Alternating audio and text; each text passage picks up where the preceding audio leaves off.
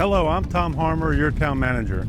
Thank you for joining me today for this edition of Talk of the Town.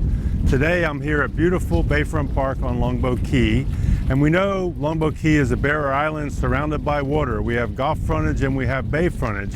Well, here we're on the bay side, and we know how important water is to the island and to our residents. Not just the water, but the quality of that water. And so today I want to introduce you to someone from the Sarasota Bay Estuary program, because they work really hard on things like water quality in our area. So joining me today is Dave Tomasko. He's the Executive Director of the Sarasota Bay Estuary Program. Dave, how are you? Good to see you. Good, Tom. Yeah. Nice to meet you again. Thank you for joining me today. More than happy to be here. Yeah. So can you start off and just explain for our viewers, what does the Sarasota Bay Estuary Program do? Sure. Well, we're an EPA program that's patterned after the Chesapeake Bay program. That's basically designed to have involvement from the federal government, from the EPA, but also we have support from Manatee County, Sarasota County, City of Sarasota, City of Bradenton, Town of Longboat Key, DEP, the Water Management District. So we're meant to be like a locally controlled, if you would, entity that's trying to help come up with the best ways to preserve and protect the health of Sarasota Bay. Okay, very good. So why is that important to the residents of Longboat Key? Really for a couple of reasons. And one of them is just like our sort of quality of life. You know, there's thousands of people who have boats, thousands of people who, you know, come out onto the water of Sarasota Bay, who enjoy the bay, who enjoy fishing, or just coming out here and throwing an anchor out and just paddling around in the water, standing around in waist-deep water. It's also important for our economy. There's about 20,000 jobs that are associated with water-related activities. So the commercial fishing village of Cortez, just over here, recreational fishing guys, the waiters and waitresses and bartenders and restaurant owners and the people who rent out jet skis. And there's also a property value uplift associated with proximity to the bay. So people pay more money to live on the water than across the street or a couple of blocks away. And that's about a $3 billion property value uplift. So our ability to pay for fire and police and public schools comes down to people wanting to live on the water. And they won't want to live on the water if the water is kind of like nasty, the way it was in 2018, or the way it was in 2021 in Tampa Bay. And then the last part of it is kind of like our Florida wildlife heritage. You know, this last 2 years have been really tough on Florida manatees in the state of Florida. We've lost a record number in the year 2021. We're about 65% of the way in 2022, but not here. And that's because we're a healthier system than, for example, the Indian River Lagoon, and we want to keep it that way. Well, Dave, I think that's a really good point about the economy. We do a survey with the University of South Florida every year, and we ask our residents about the quality of life here on the island. So why do they live here and how do they feel about it? And so this past year, 99% of our residents said the quality of life on the island is good to excellent. I have to believe that's really at least partially related to the water quality and the fact that we're an island surrounded by beautiful water, both the Gulf and the bay. And so it's really important to our residents. Oh, absolutely. And if you want to know what it's like when a place starts to slip away, go to like Merritt Island. And it's not only can you buy waterfront housing cheaper, $1 per square foot, there's a reason why. And it's because the water is really not really that good. And it's depressing for people who are used to what a healthy Indian River Lagoon used to be like. It's kind of depressing to see, you know, the dead manatees washing up along the shoreline. The water smells bad, the fish kills, the fishing is going down. It's hard to catch, you know, go out on a boat and catch like redfish, for example, in parts of the Indian River Lagoon. So if you want to see what you don't want to become, go to the Indian River Lagoon. And that's not a slam on the Indian River Lagoon. It's just, that's sort of like a lesson we don't want to learn. We want to not become like that. And for us not to become like that, we have to do more than what they're doing. And that's our whole goal here, is to do what we need to do to preserve and protect this beautiful bay. No, I appreciate that. I think the fact that your group monitors that closely and tries to, you know, initiate or support projects in certain ways. The town engages with your program in a couple of different ways. I know one of our commissioners is identified as a liaison. Can you explain what role they play then with your group? Yeah, the town of Longboat Key is involved with us in a couple of ways. Number one, you guys help fund us, and thank you very much for that. But you're also a technical resource. So we use folks like, you know, Isaac Brownman is a member of our technical advisory committee. I think he's on our management board. And of course, like Mike Haycock is on our policy board. So the way we work is we don't tell people what needs to be done. We just kind of identify the problems, identify solutions, and then we work with people. We're not a regulatory agency to say this is what you probably need to do if you want to, move this bay towards a healthier condition.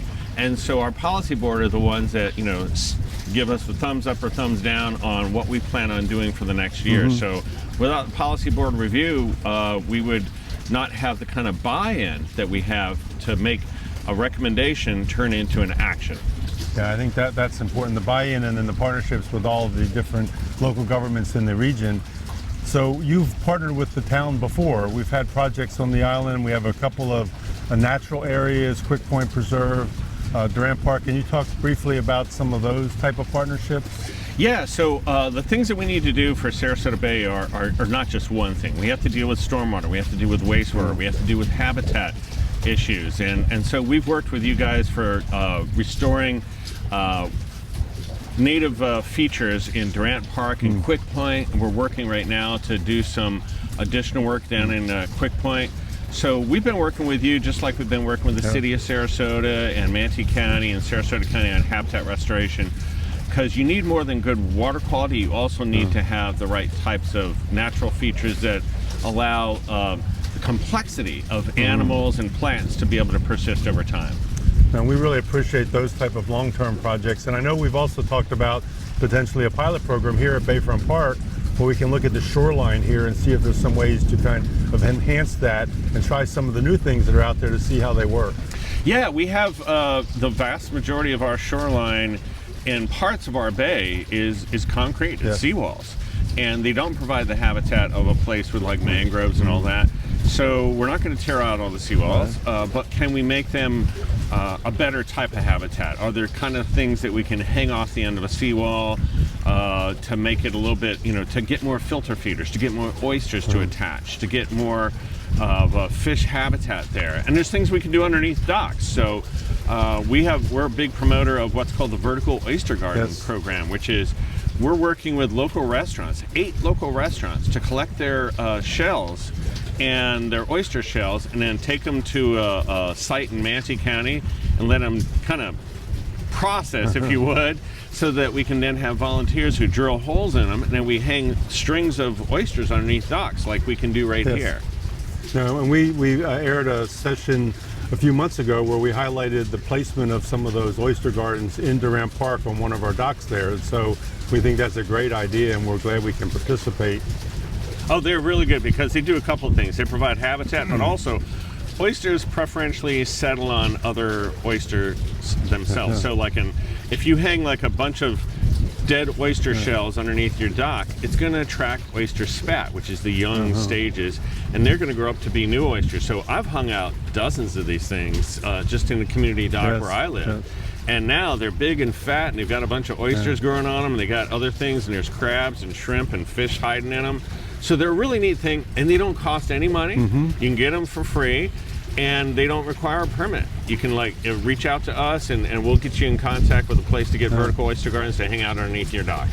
Well, good. You may be partly answering my next question, but I was curious, any advice you have for our residents who maybe live on a canal or on the bay for things they should be thinking about or doing to help the overall effort?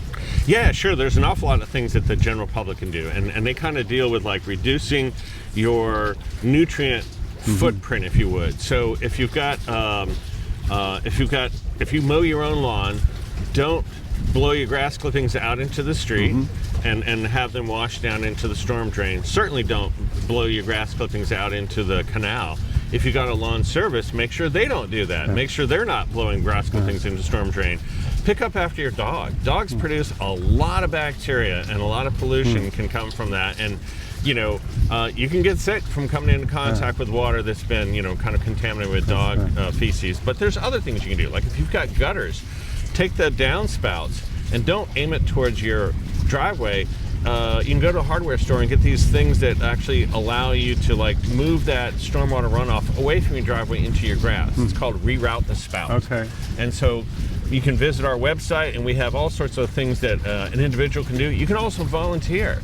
We have hundreds of volunteers who donate thousands of hours cleaning up shorelines, removing exotic vegetation, planting native plants, all sorts of things that we actually, opportunities for volunteers. No, good. So I think that's really helpful information for our residents. And you mentioned your website, so how do they access that information? Where can they find that? Easiest way to get in touch with us is to go to our website at sarasotobay.org. Okay. And when you're there, you can click on, anything you want. You can go to our technical library and find like detailed studies of pollutant loads, or you can, probably what's more relevant for most people is you can click on what we call a story map, which is, it's a kind of a way to take a lot of technical information and make it a more readable format, a more interactive format. And that has a link to our comprehensive conservation and management plan. It's a 240-page document. We don't think we're gonna get too many people read it, but if you do want to like have a summary of it and how people might fit into our bay management activities, that's found in our story map, and you can find that by going to sarasotobay.org. And I know you do an excellent job of communicating with all of the stakeholders, and you send out your almost daily and sometimes more than daily, dissertations that are really easy to read. Yeah. They have good graphics, and they give you a sense of what's going on in the bay, the Upper Bay, the South Bay, Right. the impacts of Hurricane Ian, potential red tide, what happened in Manatee County. And when we receive those, there's a distribution group of individuals in the town that like to get a copy of things like that, and so we send them back out that way. So we really do appreciate those. We've gotten tremendous feedback about how informative they are. Oh, thanks. It's one of the things I wanted to do is kind of like have like an informal way to communicate to people. So we use social media, but we also use different ways to communicate. We're past the time where, everyone would hang on like an editorial in the paper. That's not how people get news anymore. So we're trying to find a way to communicate things in a way that the general public can understand. The general public are smart, but they may not be chemists, they may not be statisticians, so how do we take that information and make it understandable to a larger group of audience? Because we're not trying to preach to the choir, we're trying to expand the congregation. Sure. We're trying to get more people to understand what it is, with the state of the bay, what do we need to do to address the problems, not just now, but for the next couple of generations, the next couple of decades at least. Sure. No, well, thank you for joining me today. We are super excited about our historical relationship with your program, and also some of the new things that will be coming out as we work together to try things to really do the right thing here on the west coast of Florida and in our bit of paradise here on Longboat Key. So thank you for coming out and chatting with me. Appreciate it. Thank you. Thank you. Thank you for joining us for this edition of Talk of the Town.